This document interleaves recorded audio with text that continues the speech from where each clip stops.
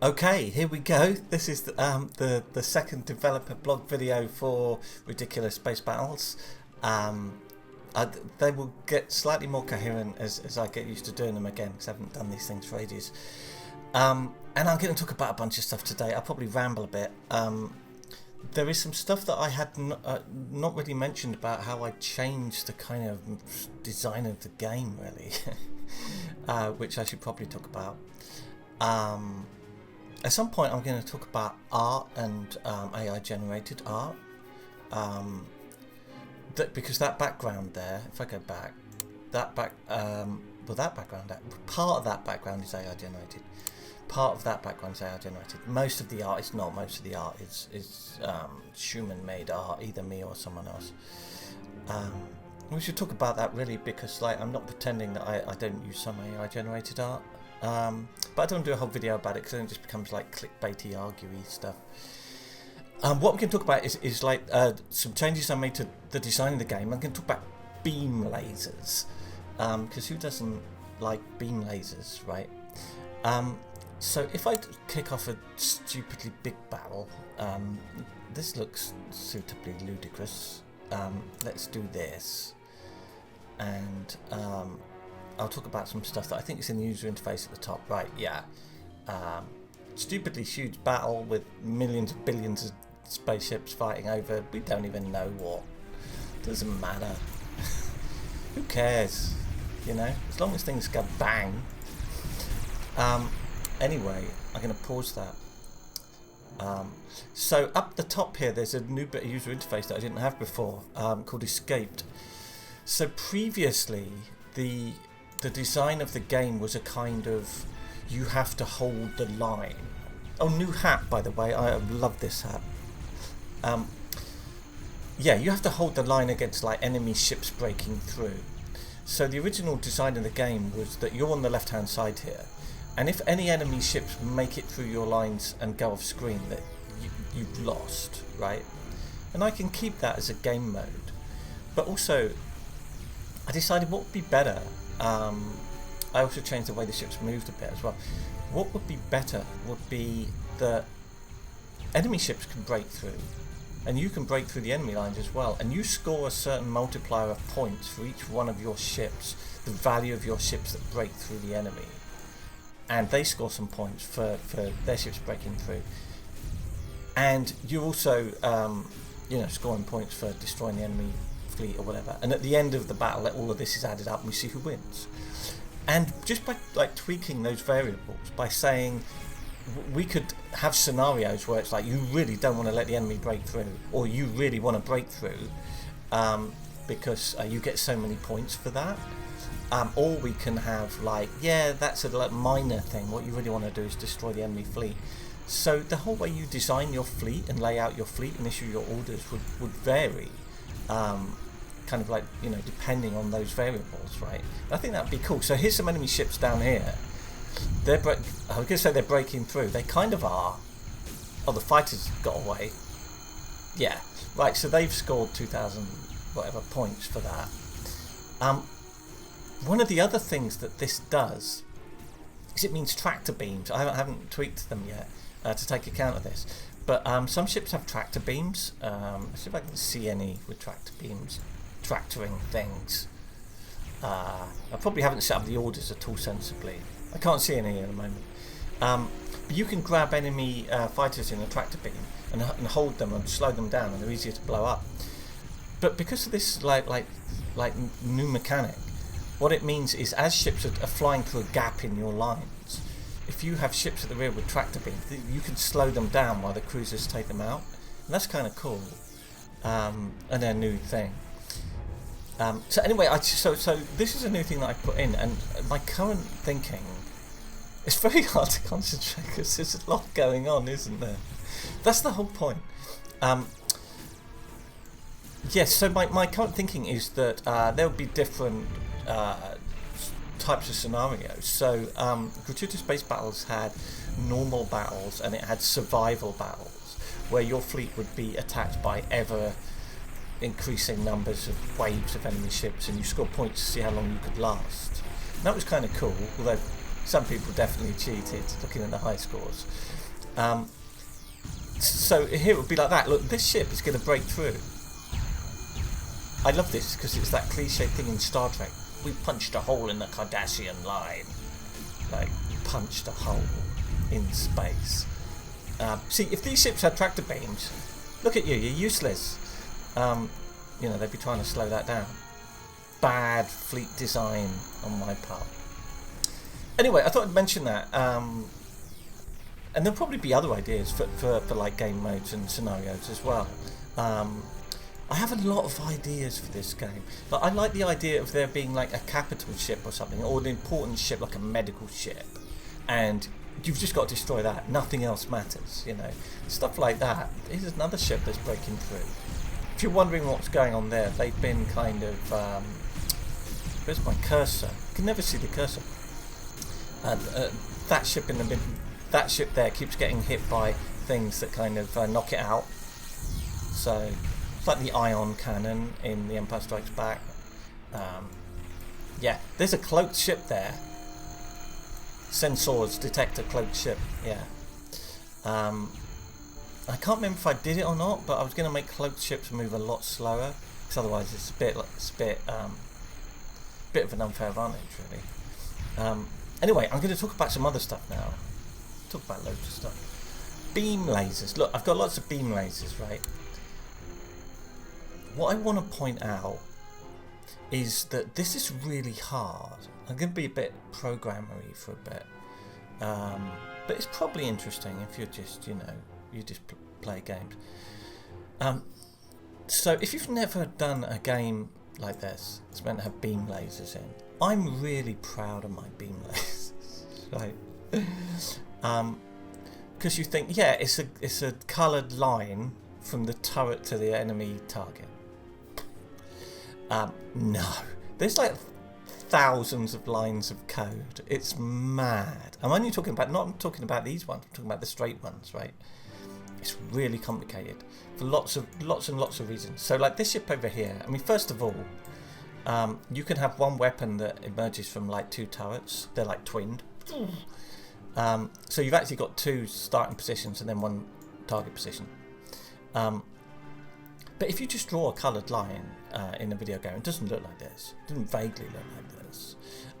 So what's happening, it's being drawn with a certain blend mode, as we call it. I call it a burn blend mode. So it's drawn in a certain way. But then another copy of it is drawn without that blend mode as a light map that then gets composited over the top of the whole screen. And that's what makes stuff like this, especially that J.J. Abrams mode is on. But stuff like that looks the way it does. It's a bit kind of like, whoa, it's a bit much. Because it's being done as a separate copy of the screen is being drawn with only the lights on. If it was in debug mode, I'd show you it, but I can't. And the same with this. These sort of glow a bit, right, and pulse and everything. And they do that because they're also being drawn as a light map. Same with that. Anything that looks glowy. So you're drawing these lines, and then you're also drawing a glowy version of them somewhere else, and then putting the two together. And when you put the two together, you have to make sure that the glowy bit doesn't like shine through the back of an asteroid and stuff like that, or a ship. So if something goes across that line, something that's above it, like that, well, like that asteroid there in the middle, you know, it works properly. Now you see the lens flare isn't doing that. The lens flare spills over it to give you that real, I'm watching a J.J. Abrams movie and I can't see anything kind of look. In case you're wondering, yeah, you can turn all that stuff off. You can make the game look really boring if you like. Or you can make it look more like a sensible strategy game. It's probably more to the point. So yeah, you got to draw these lines from multiple places possibly, and they've got to target the right position and all that. And you've also got to draw a light mapped glowy version of them that you can posit later.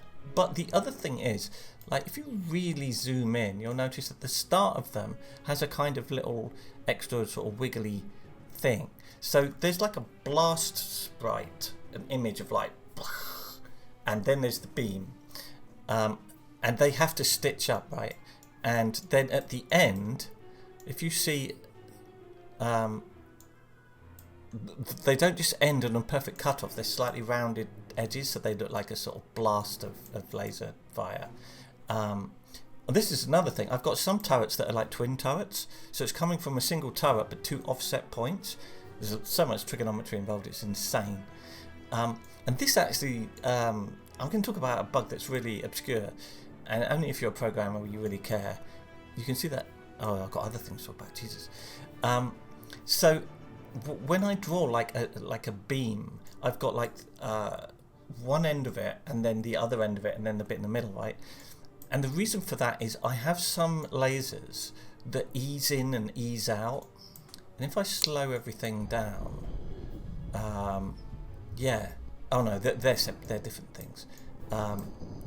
Yeah, this is it. So I think a ship over here. Yeah.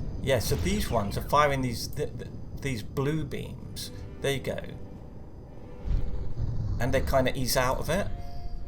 So that means you need the front and the back, right? So you can see the front there, it's slightly rounded off, and then at the back it's slightly rounded off as well. Okay. Now, so you have an image for the front, an image for the beam, and an image for the back, and you have to stitch them together. And you think that's easy because I know where they are, right? So it's no problem. But actually, no. Because when you're positioning anything at an angle in a game, you use trigonometry to work out where it should be. But in fact, you can't. Not if you want a ridiculous game with everything going on and going nuts. Because this is quite mild, really. Because trigonometry is slow. So what you do is you approximate it in a lookup table. So instead of finding the cosine of a value to work out how to draw it, you just pre-compute 3,600 cosines, and then you pick the nearest one. Now, over the course of a beam laser, you could be out by maybe 3 pixels if you're worst case scenario by that approximation, given the length of a really long beam laser. So no one will notice, so that's fine, and it's really fast. So that's how I do it. But the trouble is, what that means is, if you're drawing this long beam laser using approximated trigonometry, and then you're sticking a bit on the end and sticking a bit on this end, they don't line up. They're out by like 1.5 pixels or something, and it looks bad. So what you have to do is kind of get to the end point of that and then just shuffle along a bit, which is complicated. It's a world of pain, right? All of this stuff is going on, and everything has to be optimized really fast. But there's other things going on, which I think I noticed up here, that some of them have grain. Now, not that one, but I think I spotted one. It might be. Oh yeah, well, yeah. You can. No. I've got about 20 different beam laser weapons, so there's a lot going on. In fact, I think that one, when it actually hits a target, it will initialize. And you'll be thinking, what are you talking about, Cliff? Hang on. Let's draw some more stuff. Draw some more beams. I'm not going to be able to find one, am I? It's typical because it's a new thing I put in, and I've forgotten what weapon it's on. Blah blah blah. There's some sound effects that aren't pausing properly, in case you're wondering what that is. I can't actually find it now, but I've done this like grain thing, where some. Oh yeah, there we go. Oh yeah, I did see it there. Right, you see this blue line here?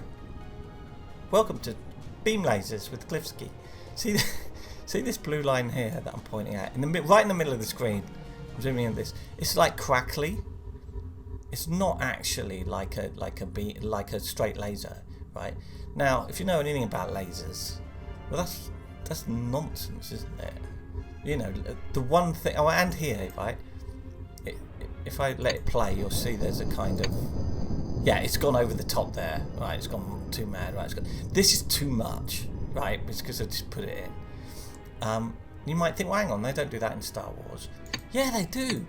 But very much so in Star Trek.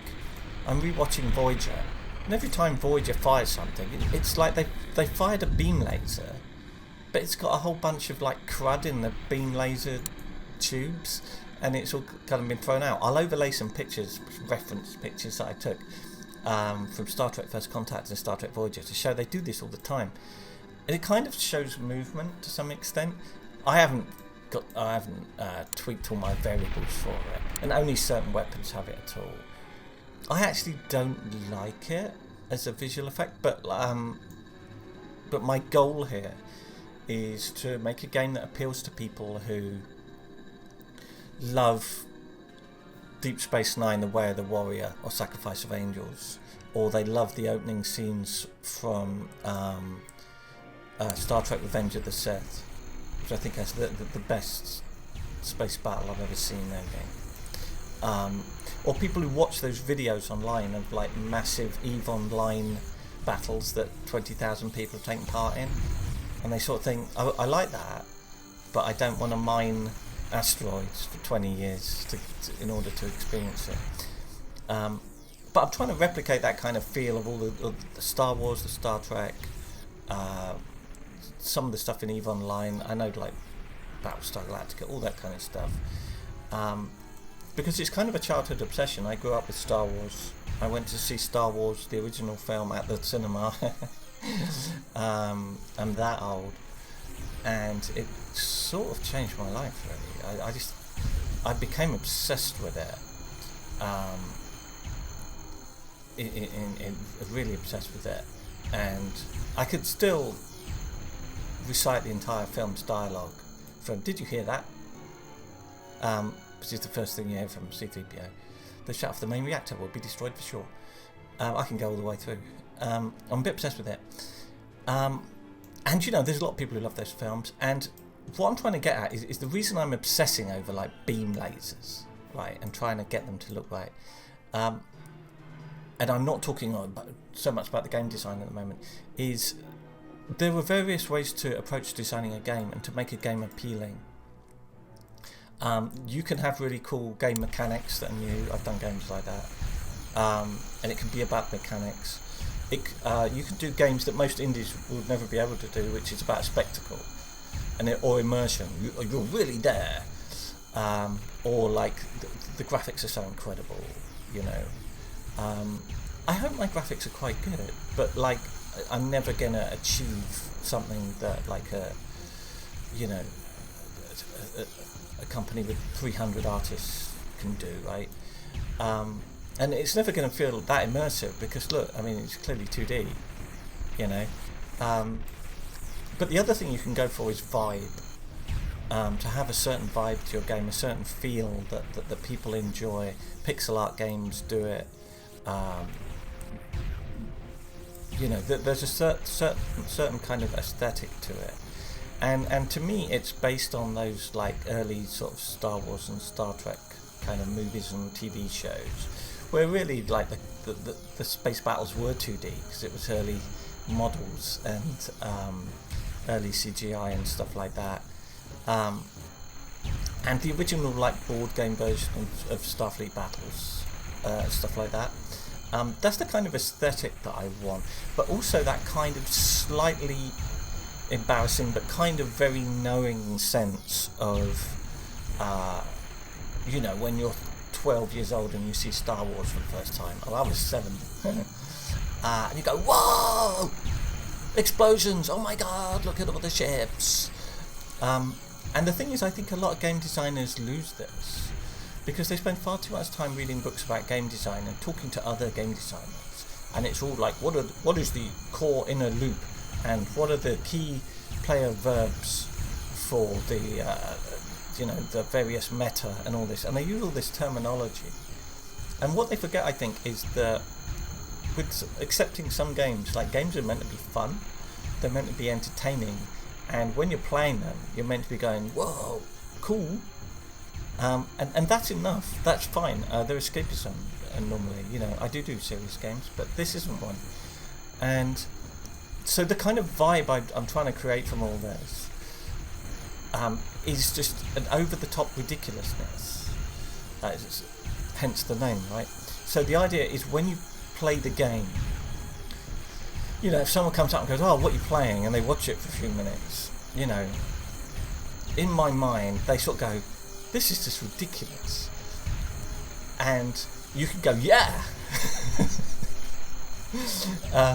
That's fine. That's fine. You know, you don't have to make Citizen Kane. You don't have to make a game that's going to win a design award or a BAFTA or, whatever I don't even know what the IGF. Who cares? You know, you can make a game that just makes a lot of people happy for an hour a day when they mess around with it, and that's what I'm trying to do. That doesn't mean you don't put an enormous amount of effort in, and it's very hard, and there's a lot of work, and there's massive attention to detail, but you know where you're focusing.